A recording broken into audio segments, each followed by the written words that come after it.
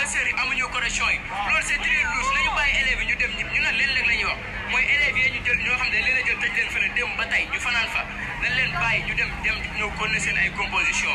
ñu wax tamit nag état na jug si lii ndax lii nii dafa war a jeex à chaque fois professeur munoo wax ba am dëgg si kaw munoo wax ba am dëgg ci kaw professeur te nag dëgg dafa nekk loo xam te ne ñëpp a ko moom dëgg mais indi wuñ téléphone si classe yi de ñoom dañ leen a jàpp ne que dañoo ci correction yi si feuille la ñoom ñu ne que ne genre élève dañoo yoroon fuite la ñoom loolu lañ ci am feuille lañ jàpp ne élève dañoo yoroon fuite dem yóbbu leen fële te loolu c'est ça devrait pas war a woon demee noonu si ñoo xam ne ce sont des ignorants comme message groupe la ne groupe man dama ciy nekk yow dañ ciy nekk keneen ak keneen da ciy nekk message bu duggee bu ma ko duggee dama koy fekk sama téléphone mais ça pas dire que dama kaa utiliser dañoo waxante dëgg message mën naa kaa fekk sama téléphone mais utiliser wu ma ko leen la ñuy wax mooy élèves yi dañ leen bàyyi ñu génn dem dañoo bëggoon dem foofu mais policiers yi ñoo ñu intercepté ak ay réclamations dañoo ne obligé wañ dem parce que daa am ay élèves yoo xam ne dañoo xam ñi xam ne dañoo am ay asthme parents yi ñu ngi premier arrondissement taxaw toog suba ba dem ba tey am na ñoo xam ne si bëri police bi lañ fanaan ñoo jooy ba sonn te loolu du yoon ay élèves de moins de 18 ans kenn waru leen a fanaan la si viol loolu ñun ñëpp xam nañ. donc merci beaucoup dama bëggoon rek sénégalais yi jël leen en témoin xale bi ma teg léegi vidéo muy wax moo toog nii ci suma wet ñëpp xam nañ ni ci lycée yi dañoo am ay organisation yoo xamante ni élèves yi ñoom ñooy tànn ki leen di jiite def ko seen président groupement scolaire yàlla def na ni moom mii toog moom moo nekkoon daaw président gouvernement scolaire bu Jules Sagna te ku xam kuréel yooyu ni ñu koy tëggee bu njëkk dañu doon seet rek ñi nga xamante ni ñoom ñoo ëpp làmmiñ ci école yi ñoom ñoo gën a mën a def bruit ci école yi ñu leen doon tànn di leen def président gouvernement scolaire mais at yi ñu weesu ak fi ñu toll nii ñëpp xam nañ ni pour nga nekk président gouvernement scolaire dafa am ay critères yoo war a remplir pour que ñu mën la def seen président bokk na ci discipline bokk na ci rigueur bokk na ci constance mais bokk na aussi ci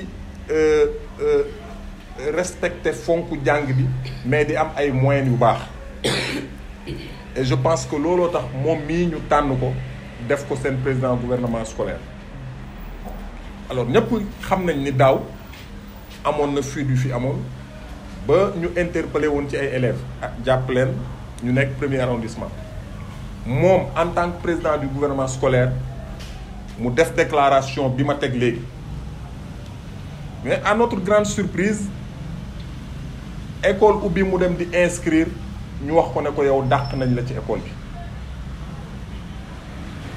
bi ñu demee ñu jaaxle laaj lan moo tax ñu dàq ko li ñu bind ci document bi mu ngi nii mooy moom dafa manquer de respect administration manquer de respect aussi professeurs yi ci koo xamante ni sa premier semestre yaa ngi am moyenne 14 mu ngi nii mën nañ ko gisandoo mi ngi am 14,42 premier semestre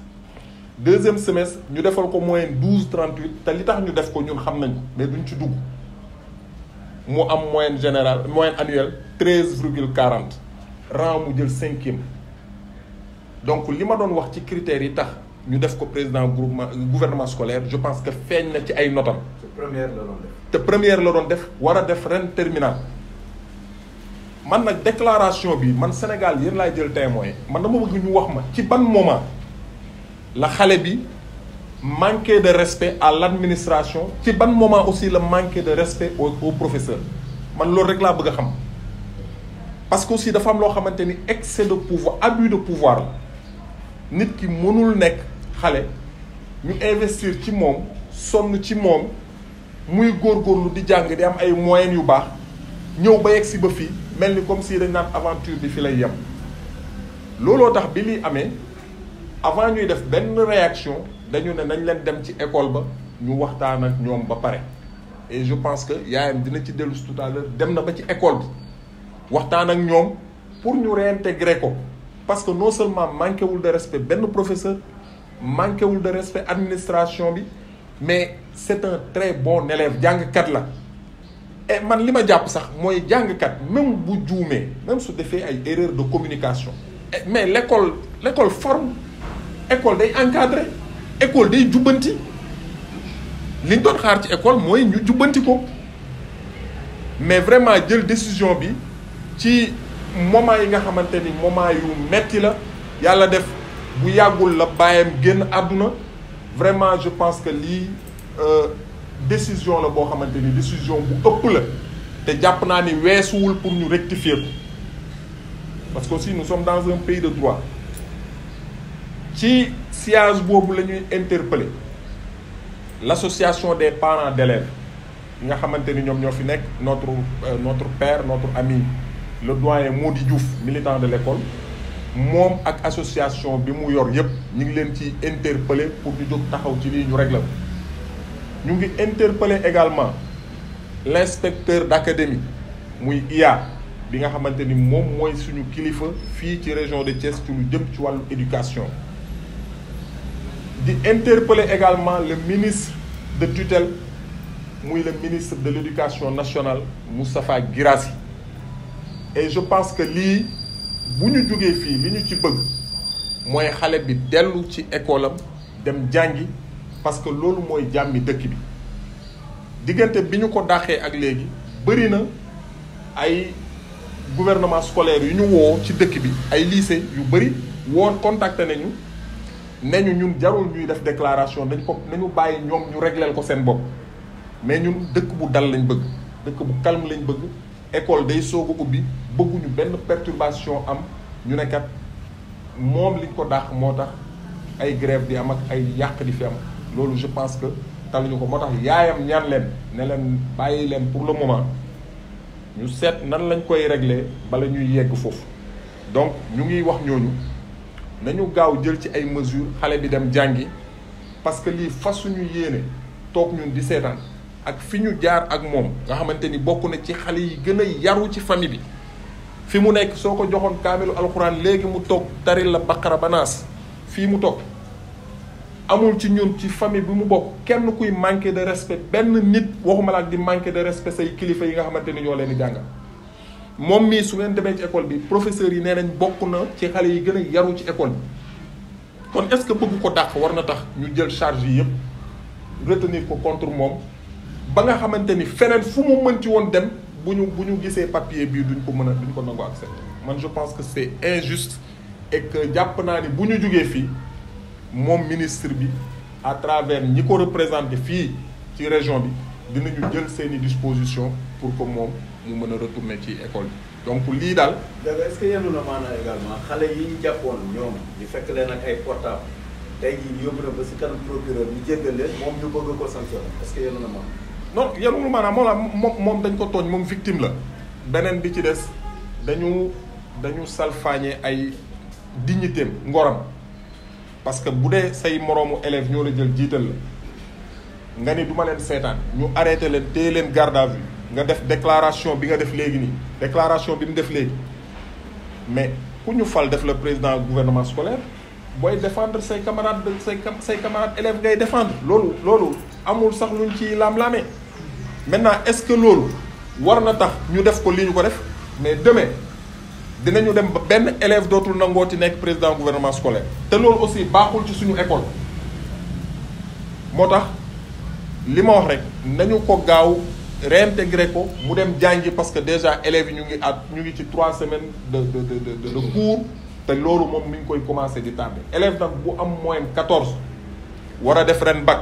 li ñuy xaar ci moom mooy mu yokk ay performance am pour mën a jàll d'office mais xaaruñu ci moom ñu koy bàyyi ci kër ga muy dem au chômage wala muy dem di taxawaalu ci mbedd yi parce que jàpp nañu ne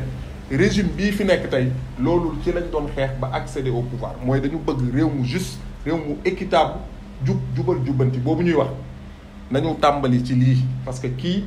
mënuñu ko seetaan ñuy sacrifier année yi mu def yëpp di jàng di góorgóorlu di am moyen yu baax ba yegg si ba fii donc lii moo nekkoon kàddu yi. maa ngi tudd Khady Laye man maa yaay Thione Diaw. léegi loo yokk si li Ndiaga wax léegi si kaw Thione. waaw li may yokk si li Ndiaga wax mooy man dama toog sama kër depuis ba école tijjee ba léegi Thione mi ngi jàngi bu xëyee day dem jàngi 8h lay yeewu dem jàngi 16h lay wàcc ba jeudi passé mu xëy suba bi muy jàngi 300 francs laa ko jox pour mu ndekkee ko ndeke dafay war a dem EPS lycée Malick Sy bi mu demee lycée Malick Sy EPS 10 heures moins le quart la ñuy wàcc 10 heures pile dañu war a agsi fii bu ñu agsee 10 heures bu ci tegee dara ñoom dañuy wax ni seen gardien bi daf leen naan du ngeen dugg ci école 300 yi mu waroon a ndekkee moom la jëlee Jakarta ñëw dugg ci biir classe bi proviseur fekk ko ni ko génnal dàq nañ la mu woo ma téléphone ma ne ko demal ci classe demal ci monsieur diw parce que bëgguma turu kenn tudd turu kenn am na ku ma ko boole loon bi muy doog a dugg école bi muy doog a dem Jules Sagna ma ne ko sa papaam dafa gaañu te man mënuma à chaque fois may ñëw ci école bi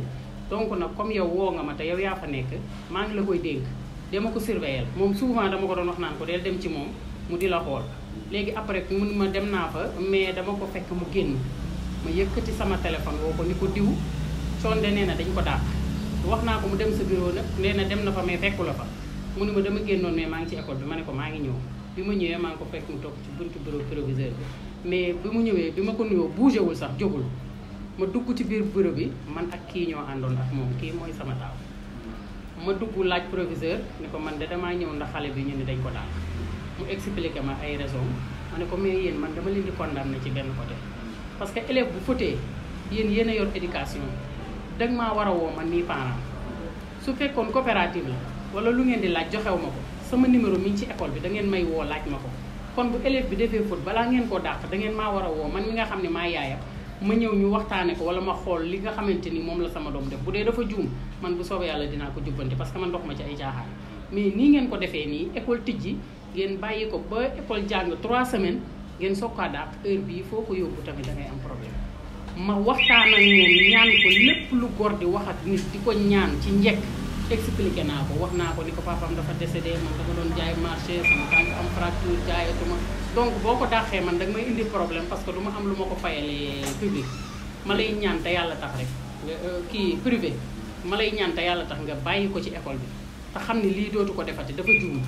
nit rek moo dul juum bu fekkee dafa def loo xamante ni dafa juum mais man li ma gis ci vidéo bi gisuma ni man wax na ci naka sudul noonu mu xamal ma ni ma dafa am ca samedi ba dañ fi ñëwoon teg fii ay scène à musique di déconné ma ne ko jour boobu moom génnul kër ga parce que kër maam El Hadj la ñuy yenn jour boobu dañ doon ñaanal papaam génnul kër ga kon moom vidéo boobu bokk ci coow loolu bokk ci wax ba sonn après ñu dem ñibbi le mardi moom mu dem fa jeudi la woon vendredi moom mu dem fa joxuñu ko bulletin bi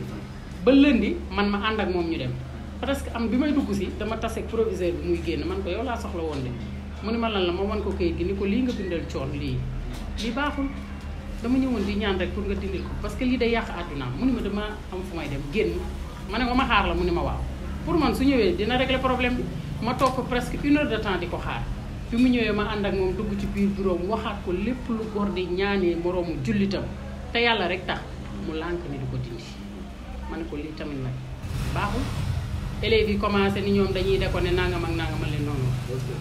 dëkk bi moom du ma nangu ngeen di ko yëngal ndax moom coow baaxul problème baaxul am na ay kilifa dinaa jaar ci ay kilifa waxtaan ak moom ñu xool niñ koy defee parce que njagam yi nga xam ne moom la yàlla dogal mu nekk fi magam daanaka mën naa ne famille Ndiawéne bokk na ci ñi nekk seeni porte parole kon man am naa droit ñëw ci moom wax ak moom su ko defee dina wax ak ñi mu war a waxal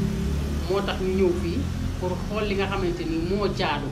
parce que nag kii dañu sonn ci moom particulièrement man seen papa dafa réer bàyyi ma ak ñoom ma nekk ak ñoom di daanoo ko jóg kon bu jàngee ba toll fii taxawaaluwuñ koñ bañ dëkk doxuñu taxawaaluñu wëndeeluñu dama leen di wax sax boo leen amee vacances terrain bi bu ngeen fi nekkee ba 6h30 bu leen timis fekkul ci kër gi bu ñu ñëwee ma sëmbale seen kaw parce que damay bëgg fu waxtu julli jotee ñu jàpp julli toog ñaanal seen baay doo ko def lu ñuy def kon bu ñu toogee ba mu egsi fii jàng ba toll fii am ay moyenam yu baax ñu bëgg ko dàq tamit nag dafay xaw a metti nag.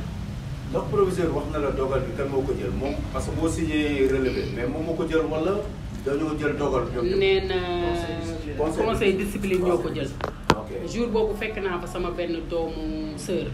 mais moom bi ma ko waxee expliqué ko moom proviseur bi mënu ko diw ak diw ak diw ñoo yor loolu. bi ma ko woowee moom expliqué ko bi ma demee wax ko bi mu ñibbee sama kër mu woo ma dafa ma ni su ma sañoon nga transféré ko feneen parce que damay ragal bu ñu ko transféré wul bu ñu demee ba mu toll ci jàng ba toll ci def bagam ñu koy créer ak affaire yooyu parce que maa ngi wax ñii ñu ngi nangu ñii ñu ngi bañ te man jour bi ma ñëwee ci école bi jeudi bi professeur ya ma fa fekk yépp même proviseur nee na ma coon élève bu yaru la ni ma sama chaise bii ma toog ci bii lay toog bu génnee assistantam bi nekk ci bureau bi loolu la ma wax ni ma coon fii lay toog chaque jour ñun fooguñu woon sax ni affaire bi coon la dama doon xalaat nag coon ba dafa nekk ci école bi wala coon leneen ak leneen mais ndekete coon man ko mais man li ngeen di wax man xaw ma ko parce que vidéo bi laa gis te vidéo bi gisuma ci benn crime comme ngeen ne nee ngeen dafa yaru mais pourquoi pas ngeen man ko bañ a pardonné. léegi Ndiaga ñaan kilifa inspecteur d'académie est-ce que dem ngeen fa également pour seet que moom monsieur Gana Sène wax ko également bind ko laaj ko pour mu rétablir te loolu prévoir ngeen ko def ko. si. Ndiaga demoon na ba tey. waaw pare ngeen ko def ko. absolument. ok léegi daal lan ngay ñaan kilifa yi. parce que en réalité. sax ñaan mais moom ak xam nañu bëgg xañ. sa droit am la. lan ngay wax kilifa yi nga xam ne ñu ngi lay bàyyi xel. waaw léegi nag kilifa yi ñuy bàyyi xel li ma leen di wax mooy même bu dul coon mi nga xam ne man maa ko jur toog fi di ko kaasal yeneen élève tam ñu di leen sóoraale ci lii parce que neexul tam nga nekk am 7 ans ñu dugal la école say waajur di sonn ci yow lu nañu di ko daj nga xëy un bon jour rek dem ba toll ci yenn niveau yi ñu bëgg a éclater sam njàng ñuy interpeller le ministre Moustapha Guirassy mi nga xamante ni moom nekk éducation mu dimbali ñu ci lii même bu dul moom bu beneen yoonatee mu bañatee am lii daal moom jar na loo xamante ni dañ ciy jóg jël ci matuwaay yoo xam ne benn parent d'élève wala benn élève dootul amati lu problème bu mel nii ndax man démb bi ma mujjee école démb 9h laa génn sama kër fan yii bu ma génnee sama kër 9h 2h laa fay dugg sama benn dëkkandoo moo may toggal pour sama waa kër lu ñu lekk parce que mënumaa ñëw génn 9h 3h ma ñëw di togg añ kon xam nga loolu metti na kon nag ñun daal loolu rek la ñuy ñaan ñu dimbali ñu daal ci kàttanu yàlla ak mbaaxam ba mu delluwaat ci école am njàngam. Je suis Ndiaga Diaw au nom de la famille Diaw. Un de vos membres, M. Thion Diaw, élève en classe de terminale cette année. Il fait l'objet d'une exclusion pour mauvais comportement d'après l'administration de Jules Sagna. Rappelons qu'il était le président du groupement scolaire l'année dernière avec l'histoire des fuites. Aujourd'hui, comment vous appréhendez justement cette sanction dont il fait l'objet et qu'est-ce qui motive justement la sortie de la famille ce soir? Tout à fait, Babacar. Nous sommes surpris, c'est ce qu'on peut dire. En tout cas, sa maman a eu la plus grande surprise de sa vie quand elle est partie pour l'inscrire. Et effectivement, l'administration de Jules Sagna lui a notifié l'exclusion de son fils qui est assis ici à mes côtés, Thion Diaw. Alors, ils disent que Thion a manqué de respect à l'administration, mais également aux professeurs. Maintenant, je demande aux Sénégalais de juger cette affaire. Vous avez regardé la vidéo du début à la fin. Si quelqu'un peut me dire à quel moment notre jeune frère a manqué de respect à l'administration ou aux professeurs. Il fait partie des jeunes les plus disciplinés de la famille. C'est un jeune très correct. Donc aujourd'hui, même s'il avait fauté, même s'il avait fait une erreur, ce qui est humain, l'erreur est humaine, il peut, dans l'exercice de ses fonctions, parce que être président de gouvernement scolaire, ce n'est pas une tâche facile. En communication, on peut commettre des erreurs. Mais c'est là où on attend l'école. L'école forme, l'école doit encadrer. Même si l'élève commet une erreur, il appartient à l'école de rectifier cette erreur et de le laisser continuer, n'est-ce pas, ses études. Mais malheureusement, on l'a exclu. En premier temps, nous avons voulu avoir un terrain d'entente avec l'école. C'est pourquoi sa maman est partie voir, n'est-ce pas, la direction de l'école. Mais il refuse que Thion reprenne ses cours. C'est pourquoi... Alors qu'il est en terminale cette année. Non seulement il est en classe de terminale, mais c'est un très bon élève. Parce que les résultats qu'il a obtenus cette année, en premier semestre, 14,42, en deuxième semestre, 12,38 et la moyenne annuelle de 13,40. Il est 5e de la classe. Donc, je pense que ça atteste effectivement que c'est un très bon élève. Maintenant, est-ce qu'on doit le laisser dans les rues? Moi, je dis non. Je pense qu'aujourd'hui, l'association des parents d'élèves est interpellée mais également